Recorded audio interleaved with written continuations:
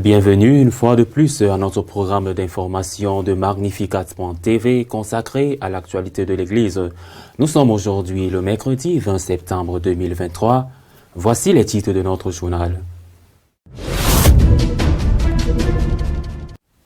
Une lettre conservée dans les archives du Vatican confirme que le pape Pie XII était au courant de l'Holocauste juif. Un poignard nazi destiné à l'assassiner a également été retrouvé. L'ancien archevêque de Paris, Monseigneur Aupetit, a été déclaré innocent des accusations qui ont conduit à sa destitution par le pape. Bien qu'il risque d'être démis de ses fonctions, Monseigneur Strickland, évêque de Tyler, a insisté sur la nécessité de rester fidèle à l'enseignement de l'Église. Le cardinal Arborelius a demandé au synode d'étudier le rôle des femmes dans l'Église, mais a rejeté la possibilité de les admettre au diaconat. L'évêque de Saint-Gall, protecteur de la mafia saint-galloise, a été accusé de négligence à l'égard des prêtres auteurs des abus sexuels. Pie XII était au courant des massacres des Juifs dans les camps de concentration et a failli être tué par les nazis, selon les archives du Vatican.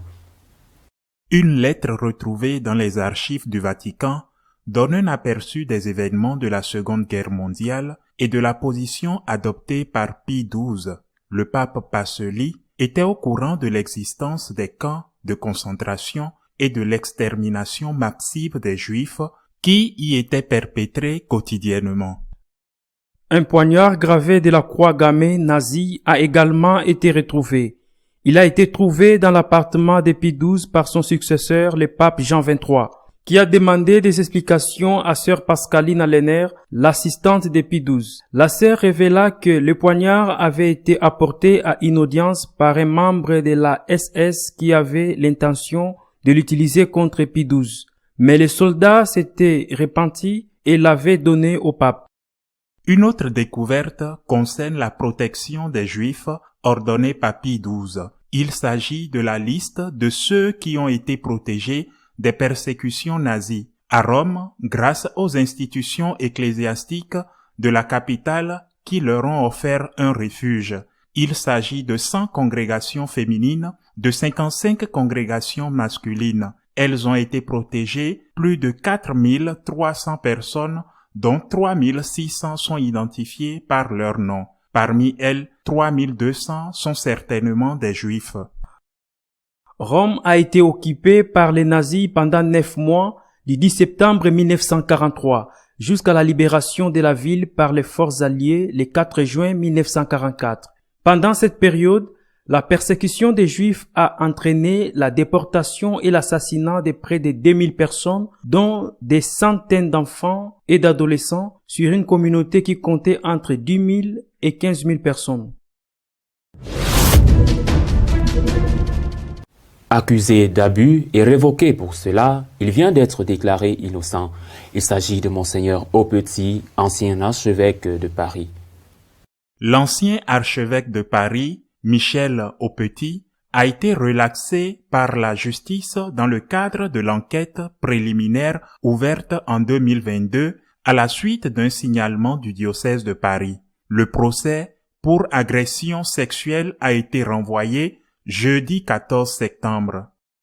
Le parquet de Paris a indiqué que le non-lieu était motivé par l'absence de crime. Les rapports présentés par le diocèse de Paris fait état d'échanges écrits entre Monseigneur Aupetit et une paroissienne. Selon Monsieur Jean Renard, l'avocat de Michel Aupetit, il n'y a jamais eu d'ambiguïté ni de geste déplacé de la part de son client, et il est confiant depuis l'ouverture de l'enquête. Il peut désormais continuer à exercer sa mission pastorale sans difficulté, a déclaré son avocat. Monseigneur Aupetit a été nommé archevêque de Paris en décembre 2017. Il a présenté sa démission fin novembre 2021 au pape François. Ce dernier l'a immédiatement accepté après que plusieurs journaux lui ont attribué une relation sentimentale avec une autre femme, ce qu'il avait catégoriquement démenti. Monseigneur Aupetit s'est installé dans une ancienne abbaye après sa démission. Le pape lui-même a reconnu qu'il l'avait démis de ses fonctions en raison de la pression médiatique. C'est pourquoi j'ai accepté sa démission, a-t-il déclaré, non pas sur l'autel de la vérité, mais sur celui de l'hypocrisie.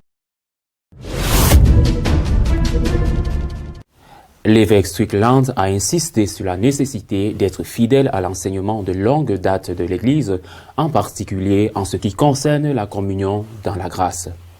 Monseigneur Strickland, évêque de Tyler, Texas, qui fait l'objet de rumeurs selon lesquelles les Saint-Sièges s'apprêteraient à demander sa démission, reste déterminé à défendre la foi catholique contre les erreurs qu'il asseyait actuellement, une tâche qui n'est guère égalée par les restes de l'épiscopat mondial.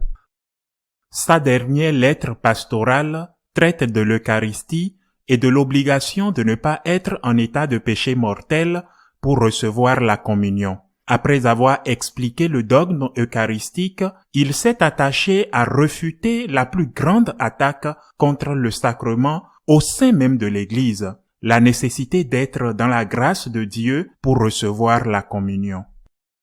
Selon l'enseignement de l'Église, sur lequel l'évêque a insisté, nous devons nous assurer que tout péché mortel dont nous avons connaissance a été confessé sacramentellement avant de recevoir la Sainte Communion. Le péché mortel, précise-t-il dans sa lettre, est tout péché dont la matière est grave et qui a été commis volontairement et en pleine connaissance de sa gravité. Ces faits graves comprennent le meurtre, l'avortement ou la participation à un avortement, les actes homosexuels, les relations sexuelles en dehors du mariage ou dans le mariage invalide, le fait d'avoir délibérément des pensées impures, l'utilisation de contraceptifs, etc. Si nous vivons intentionnellement d'une manière contraire aux enseignements de la foi catholique et que nous nous accrochons obstinément à des croyances qui contredisent la vérité enseignée par l'Église, nous nous plaçons dans un état de grave danger spirituel. Nous pouvons nous consoler en pensant qu'il est possible d'y remédier, car l'abondante miséricorde de Dieu est toujours à notre disposition, mais nous devons humblement nous repentir et confesser nos péchés pour recevoir son pardon, a-t-il ajouté. Nous devons être clairs, a-t-il poursuivi. L'Église ne peut pas offrir la Sainte Communion à une personne si celle-ci est activement impliquée dans une relation homosexuelle ou si une personne ne vit pas seulement le sexe pour lequel Dieu l'a formé à la conception et à la naissance.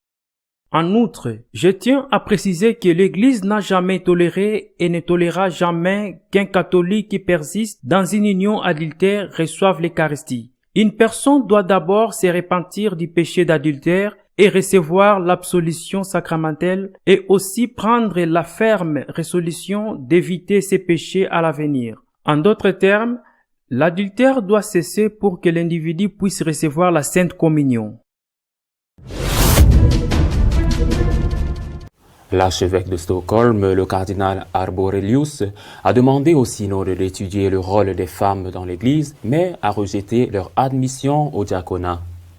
Le cardinal Arborelius, la figure la plus importante de l'Église en Scandinavie, espère que le rôle des femmes dans la mission de l'Église sera un point important du prochain synode sur la synodalité, mais prévient que le débat risque de s'enliser sur la question réglée de savoir si l'Église peut ordonner des femmes. Il serait très frustrant que la discussion se limite à cette question qui ne peut aller plus loin, car le ministère sacerdotal est réservé aux hommes dans la doctrine catholique et orthodoxe, a déclaré le cardinal archevêque de Stockholm. Monseigneur Arborelius, qui est devenu le premier cardinal scandinave en 2017 et a été nommé au dicaster pour les évêques du Vatican en 2022, sera l'un des plus de 360 participants au vote lors du synode d'octobre. Bien que les organisateurs du synode aient insisté sur le fait que l'événement ne vise pas à changer la doctrine, l'Instrumentum Laboris de l'événement demande explicitement s'il est possible de concevoir la question de l'inclusion des femmes dans le diaconat. Certains participants, comme le cardinal Robert Mark Elroy de San Diego, ont activement plaidé en ce sens. Il est de la plus haute importance de trouver davantage d'occasions pour les femmes de participer au travail d'évangélisation à différents niveaux, a déclaré Monseigneur Arborelius. En même temps, il est important de voir qu'il existe d'autres voies que le ministère ordonné, a-t-il ajouté. La mafia singaloise est à nouveau sous le feu des critiques après que son protecteur, l'évêque de Saint-Gall, a été accusé de protéger des prêtres pédophiles. Le lendemain de la présentation d'une vaste étude sur les abus dans l'Église catholique romaine suisse, qui a révélé plus de 1000 cas, plusieurs évêques ont réagi en faisant des déclarations publiques. Certains ont annoncé qu'ils démissionneraient s'il n'était pas prouvé qu'ils n'avaient commis des actes répréhensibles. L'évêque de Saint-Gall, Marcus Bichel, a reconnu sa culpabilité pour n'avoir pas pris les mesures nécessaires dans un cas et s'est excusé publiquement. Il a supposé que les cas d'un prêtre confronté à des abus pendant les mandats de son prédécesseur étaient clos. Les recommandations du comité d'experts du diocèse sur les abus sexuels ont été ignorées par la direction du diocèse à l'époque. Le prêtre est toujours impliqué dans les soins pastoraux et l'évêque a suggéré que s'il s'avérait qu'il avait manqué à ses devoirs, il démissionnerait. Il convient de rappeler que Monseigneur Marcus Bichel a joué un rôle décisif en tant que protecteur de la mafia de Saint-Gall, nom donné par un groupe de cardinaux qui se sont réunis dans cette ville suisse pour tenter d'empêcher Benoît XVI d'être élu pape. À l'époque, Monseigneur Bichel était le doyen du chapitre de la cathédrale avant d'être élu évêque de la ville. Celui qui a donné le titre au groupe de cardinaux était l'un de ses membres, l'archevêque de Bruxelles, le cardinal Danel, également impliqué dans une affaire de protection d'un évêque qui avait abusé d'un de ses neveux. Bien que l'affaire ait été prouvée, le cardinal Danel n'a pas démissionné. Notre éditorial de cette semaine est exclusivement consacré au livre du cardinal Antonelli, dans lequel il résume les erreurs de la nouvelle théologie. La situation interne de l'Église est si difficile que l'on s'inquiète déjà à tous les niveaux de ce qui pourrait arriver. Un cardinal italien, le cardinal Antonelli, un homme que je considère comme mon père spirituel, un homme prudent, un homme humble et sage, un saint, de mon point de vue, s'est senti appelé par Dieu à se manifester pour tenter d'empêcher que cela ne se produise. Il a écrit un livre publié jusqu'à présent uniquement en italien, intitulé « Fidélité et renouveau », dans lequel il analyse, entre autres, la relation entre l'évolution nécessaire de notre compréhension du dogme. Le dogme, le mystère de Dieu, est indispensable. Nous ne pourrons jamais le comprendre complètement. Nous devons toujours essayer de comprendre plus et de comprendre mieux. Mais une chose est l'évolution de notre compréhension du dogme, du mystère de Dieu, des enseignements du Christ, et toute autre chose est la trahison de ce dogme, la manipulation de ce dogme en cherchant toutes sortes d'excuses. Dans ce livre, le cardinal Antonelli compare les hérésies d'aujourd'hui qu'il appelle délicatement théologie déviante avec l'hérésie moderniste, parce qu'il voit un grand parallélisme entre les deux, et il synthétise de façon magistrale cette hérésie actuelle, cette théologie déviante, et la synthétise en une série de points. C'est un résumé parfait de ce qui se passe et nous devions tous en être conscients afin de ne pas être trompés par des mots qui, en fin de compte, ne sont que des excuses pour nous faire accepter quelque chose qui n'est pas vrai, qui n'est pas catholique. Première caractéristique de cette nouvelle théologie, de cette théologie déviante, la foi serait une expérience existentielle de confiance en Dieu, une attitude pratique sans connaissance intellectuelle. Au contraire, elle serait réduite à l'autotranscendance naturelle de l'homme, implicite dans le fait de faire le bien et que l'on retrouve même chez ceux qui se considèrent athées. La foi, pour eux, est une expérience. Elle n'a pas besoin d'avoir un contenu intellectuel. Pour moi, et je pense pour tout catholique, la confiance en Dieu est fondamentale. L'aspect confiance de la foi est essentiel. Mais la foi a un contenu doctrinal, un contenu d'idées et de principes, et cela est contenu dans la foi catholique, dans le dépôt de la foi. Et si vous ne partagez pas pleinement cela, vous ne pouvez pas être catholique. Deuxièmement, étant donné qu'aux yeux des croyants, de n'importe quelle religion, toute la création et toute l'histoire sont la présence et la révélation de Dieu, la foi, même la foi chrétienne, coïnciderait essentiellement avec le sens religieux commun. En d'autres termes, c'est la même chose d'être catholique que d'être protestant. C'est la même chose d'être catholique que d'être bouddhiste ou musulman. Et c'est la même chose d'être catholique que d'être athée. Il y a un sens religieux commun. C'est la foi et c'est ce qui compte. L'essence du christianisme est oubliée.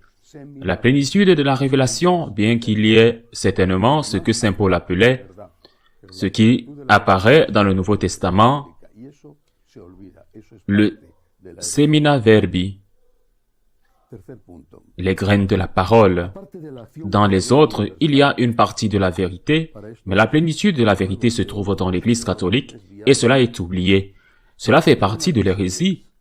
Troisième point, en dehors de l'action créatrice universelle, pour ces nouveaux théologiens déviants, les interventions spéciales de Dieu dans le monde créé et dans l'histoire humaine, tels que les messages délivrés aux prophètes, les miracles au-dessus des forces naturelles, l'incarnation du Verbe éternel en Jésus de Nazareth, ne seraient pas admissibles. Par conséquent, il n'y aurait pas d'histoire spéciale du salut, Israël, Jésus, Église, ni de révélation chrétienne spécifique. C'est typiquement moderniste et libéral. Tout ce qui est surnaturel est faux. Et la première chose qui est surnaturelle, comme le souligne le cardinal Antonelli, c'est l'incarnation du Fils de Dieu. Et donc, pour ces nouveaux théologiens, cette incarnation est fausse. Jésus-Christ n'est pas le Fils de Dieu. Il poursuit.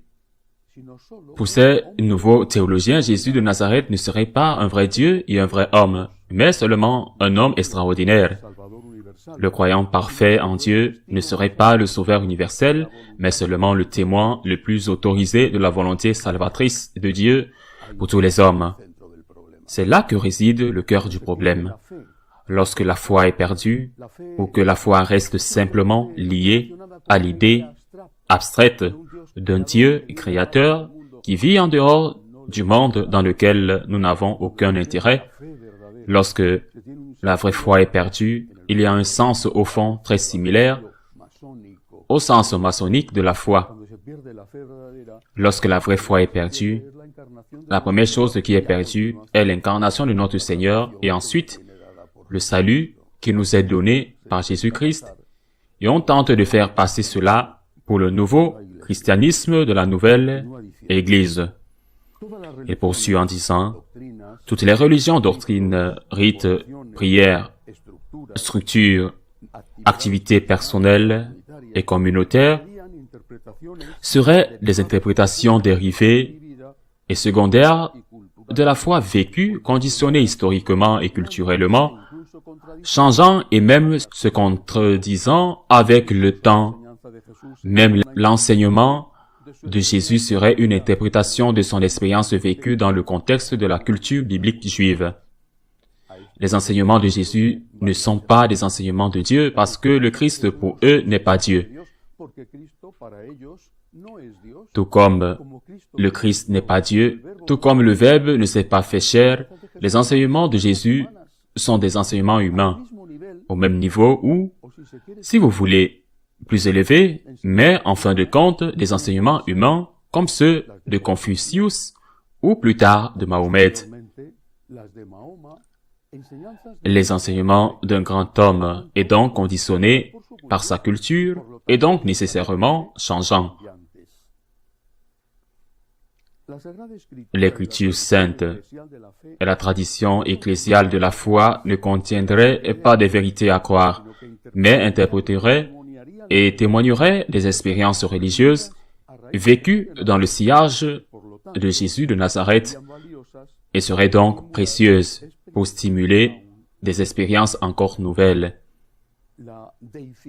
La déification du Christ, pour les modernistes comme pour les nouveaux théologiens, est une invention.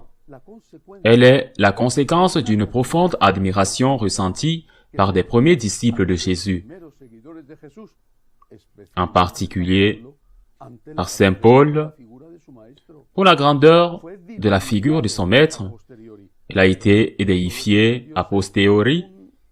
Il n'a prétendu être qu'un maître de morale dans le cadre de la théologie biblique de l'Ancien Testament, un rénovateur en certaines choses, mais en aucun cas Dieu. C'est du modernisme à l'état pur. Et c'est de la théologie libérale à 100%. Le cardinal Antonelli ajoute dans son livre, la création et l'histoire étant toujours une révélation permanente à travers les signes des temps, pourrait donner un nouveau sens à l'Évangile et aux dogmes de l'Église, même en contradiction avec le sens reçu dans le passé. Après avoir privé le Christ de sa divinité, après avoir fait de lui un homme bon, extraordinaire, mais seulement un homme soumis à la culture de son temps, après cela, il est évident que ces enseignements peuvent, voire doivent être modifiés pour s'adapter au temps nouveau, parce que ce que cet homme extraordinaire a enseigné il y a 2000 ans n'est plus utile à l'homme d'aujourd'hui, n'est plus utile à la société d'aujourd'hui. C'est un costume devenu trop petit, c'est un vieux costume. C'est un costume dont nous devrons tirer quelque chose, mais dont nous devrons nous débarrasser de la partie qui ne coïncide pas avec les intérêts du monde. C'est à cela que mène cette théologie déviante. Il ajoute, puisque la liturgie se réduit à un ensemble de rites religieux communautaires, elle doit s'adapter et changer du tout au tout selon les cultures, les lieux et les époques.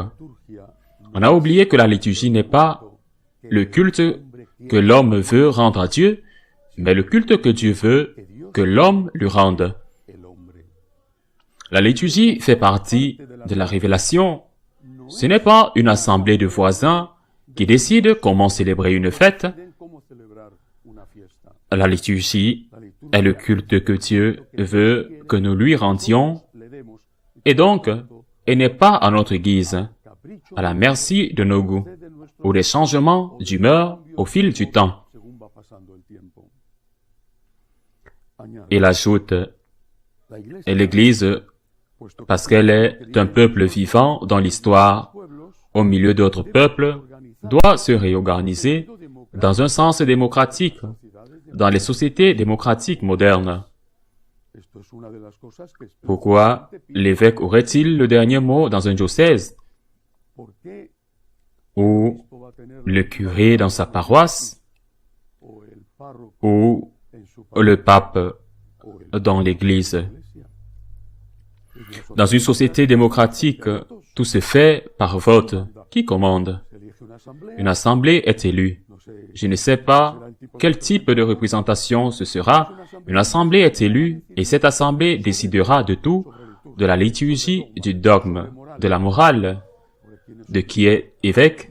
Même si l'évêque ne sera pas d'une grande importance, il coordonnera tout au plus la réunion des voisins.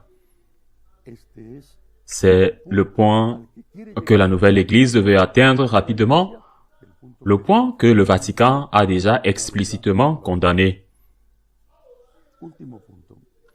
Dernier point. L'évangélisation, disent les nouveaux théologiens, doit se limiter à la promotion des valeurs humaines communes dans une humble attitude de service, d'écoute, de dialogue, de coopération, en laissant de côté tout ce qui est spécifiquement chrétien.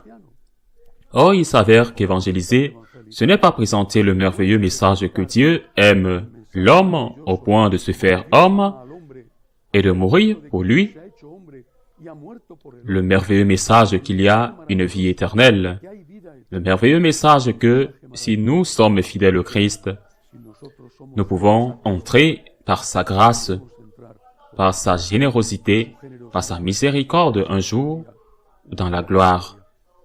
Cela ne peut plus se dire, maintenant il faut parler d'écologie, maintenant il faut parler de droits de l'homme.